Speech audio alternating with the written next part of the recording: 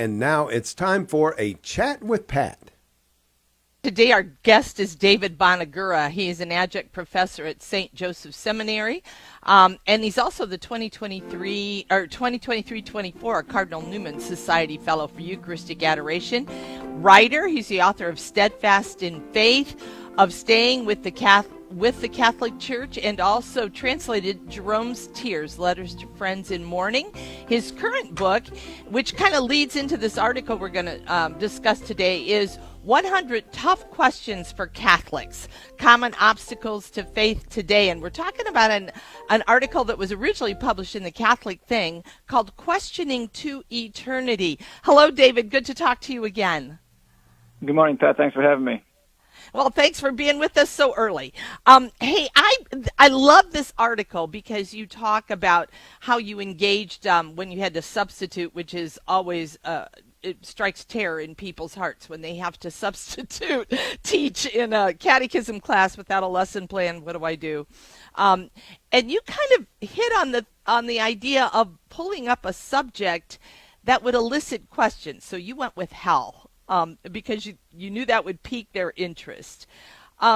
Why is questioning such kind of a wonderful way to pull people in rather than to just lecture at them, especially kids? Okay, it opens doors because once one question is asked, others who are listening hear it and they start wondering, and one question prompts another, and each one of those opens a new avenue for something else to explore. So it becomes a very engaging way to learn and an engaging way to teach because it and the fact that it's kind of like a fly by the seat of your pants type thing for both the teacher and the student also doubles the engagement as opposed to where a set presentation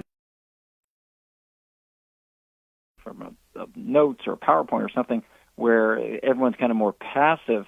When we don't know what's coming next and the questions are flowing, we're much more engaged intellectually. It's like that's almost a suspense that's there, as if you're watching a movie.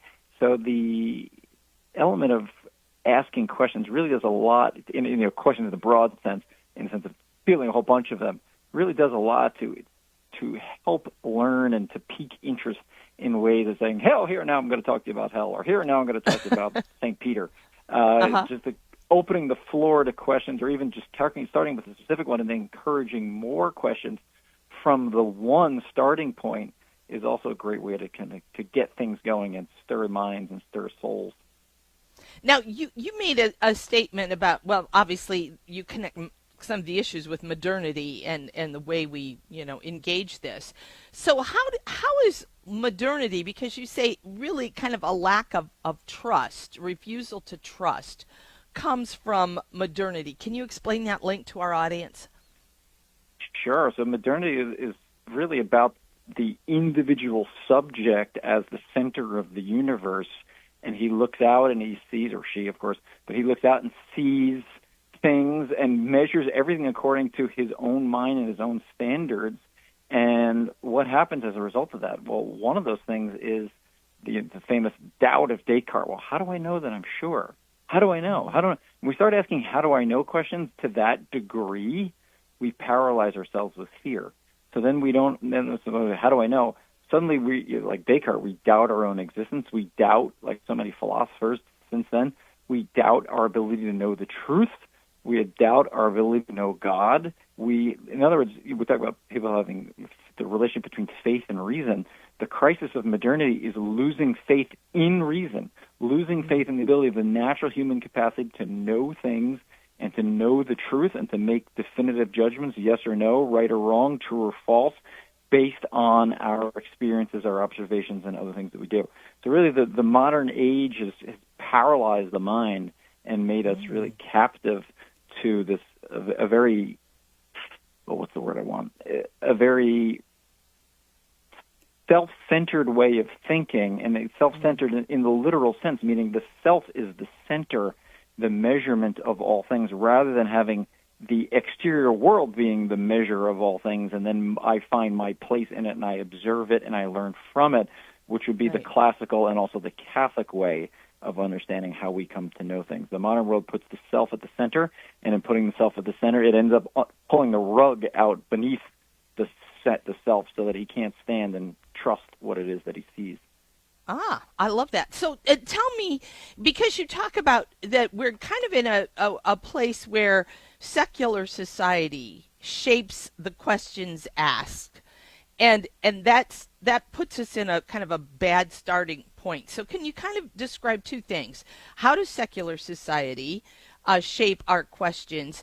And then how do we approach questions that are shaped by secular society? Hopefully that makes sense.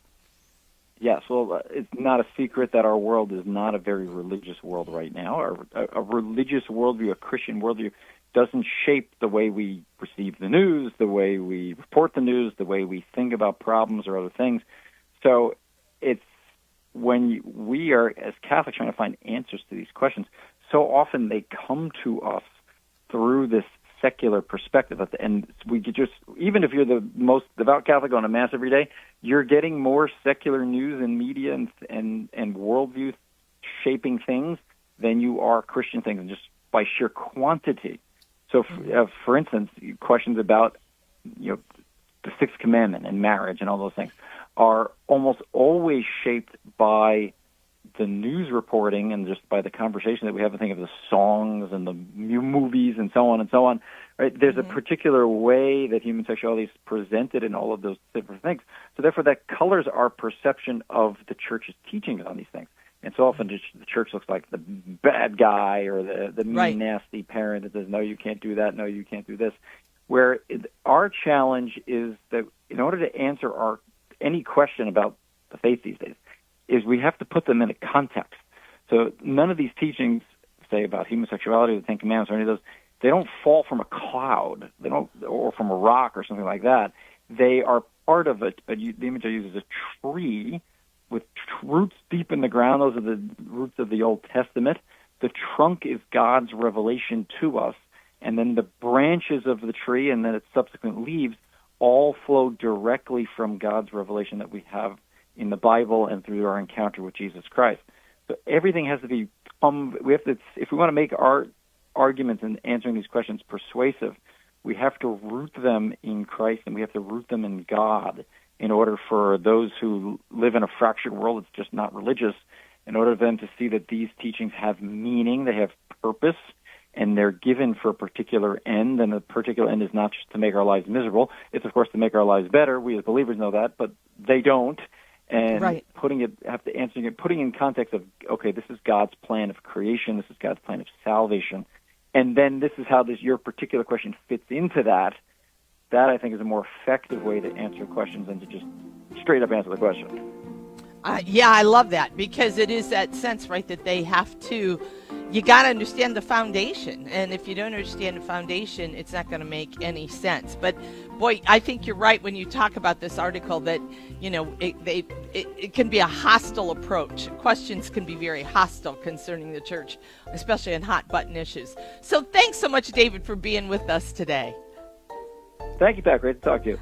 Have a great week ahead. So today our guest was David Bonagura, adjunct professor at St. Joseph's Seminary, also 2324 Cardinal Newman Society Fellow for Eucharistic Education, written books like Steadfast in the Faith or Staying with the Catholic Church, and his latest one is 100 Tough Questions for Catholics. So I think David is very good at explaining things. Good thing to read.